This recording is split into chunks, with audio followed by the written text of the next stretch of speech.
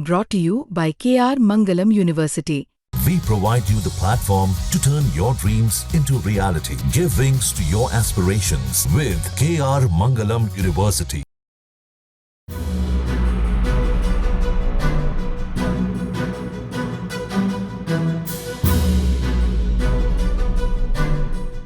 ये कोई जंग का मैदान नहीं, ये कोई युद्ध भूमि का गवाह नहीं, लेकिन यहाँ हर कदम पर जंग लड़ी जा रही है।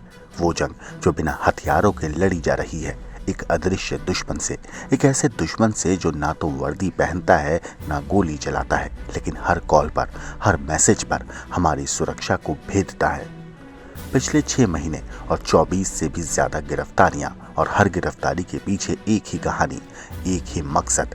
जैसलमेर के इस शान दिखने वाले बॉर्डर इलाकों में कुछ तो है जो आंखों से नहीं दिखता, लेकिन हमारी सुरक्षा एजेंसियों की नजर में आ चुका है। भारत की सीमाओं पर अब सिर्फ घुसपैठिए ही नहीं आते, अब तो सिग्नल भी सीमा लांघ रहे हैं। पाकिस्तान ने भारतीय जमीन पर डिजिटल जासूसी का एक ऐसा जाल बिछा दिया है जिसे देखना और समझना आसान नहीं है। राजस्थान की सीमा पर अब 40 किलोमीटर तक अंदर घुस चुका है पाकिस्तानी मोबाइल नेटवर्क, और ये सिग्नल ही बन गया है दुश्मन के सबसे खतरनाक हथियार। दूरसंचार के अंतर्राष्ट्रीय नियम साफ कहते हैं, कोई भी देश अपने मोबाइल सिग्नल्स को सीमा के पार नहीं जाने देगा, लेकिन पाकिस्तान ने इस नियम को भी जंग का हथियार बना दिया है। CDMA तकनीक के हाई पावर टावर ठीक सीमा पर, ताकि हर गांव, हर चौकी, हर कैंप तक उनकी नज़र पहुंच सके, सीधे इस्लामाबाद के स्क्रीन तक। ISI का खेल बहुत गहरा है। वो सिम कार्ड जो आप रास्ते में गिरा हुआ समझते हैं, असल में वो हथियार है जो किसी आम गांव वाले की जेब में नहीं, एक ट्रेंड जासूस की पॉकेट में होता है। ये लोग ना तो बंदूक लाते हैं, ना ग्रेनेड, बस एक मोबाइल, एक सिम कार्ड और लोकेशन ट्रैकिंग ऐप, और हमारी सेना की हर हरकत, हर मूवमेंट वहां पहुंचा देते हैं जहां पहुंचनी नहीं चाहिए। ऑपरेशन सिंदूर के दौरान पाकिस्तान ने भारत के सामरिक ठिकानों को निशाना बनाने की जो नाकाम कोशिश की, उसने सब कुछ साफ कर दिया। ये सिर्फ सिग्नल की जंग नहीं, इस जमीन पर खड़ी हर चौकी, हर बंकर, हर सिपाही पर नजर रखने की साजिश है।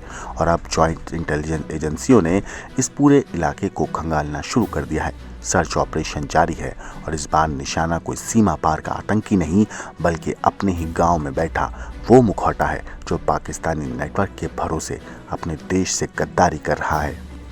6 महीने में 24 से ज्यादा जासूस जैसलमेर के इस बॉर्डर और उसके आसपास के इलाकों से गिरफ्तार हुए हैं।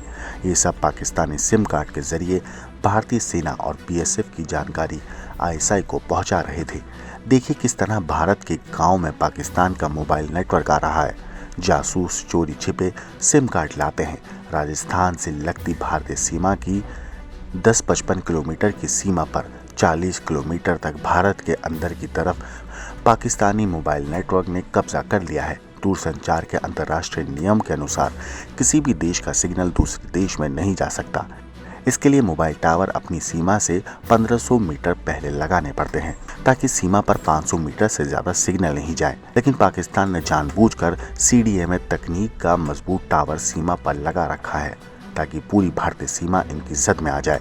BSF अधिकारी भी मानते हैं कि भारत के बॉर्डर पर पाकिस्तानी नेटवर्क चिंता का मुद्दा है। हमारा कार्य क्षेत्र बहुत ज़्यादा बढ़ जाता है, क्योंकि सीमा पर तो निगरानी और डोमिनेशन तो करना ही होता है, लेकिन हिंटरलैंड में भी हमारा काम उतना ही महत्वपूर्ण होता है।